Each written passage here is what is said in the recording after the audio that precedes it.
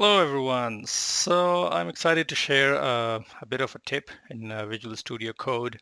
So what I have get going here is I have this HTML file, and what I would like to do is add an ending slash to each input checkbox or each input tag. Now if I do this one by one, I have quite a few lines, as you can see, and it's going to be a lot of work. And if you're a true programmer, then you're lazy, and when you're lazy you want to do things the easy way. So we can use regular expression to make our life easier. So I'm going to hit Control F, and well, I've already typed it. So you're going to hit this regular expression button, and then we can start typing in our regular expression to match this pattern. So the pattern actually starts with an input.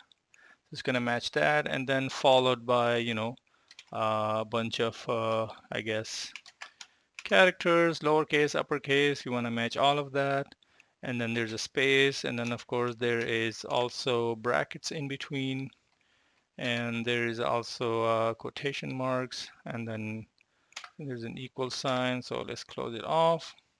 So it's going to match just one, but we want to match all of them, so we're going to put the star. So that matches everything that we want. Now we're going to group this by adding these brackets, and then what you can do is you can reference this group. Now to reference it, you're going to say $1.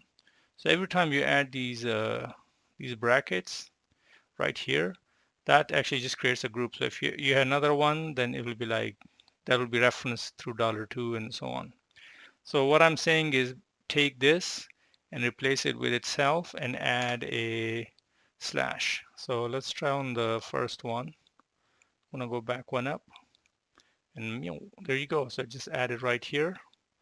Go to the next one, replace it. So if I just, well, this one because I already had to replace it twice, but you get the idea. If I go to all of them, they're all replaced properly.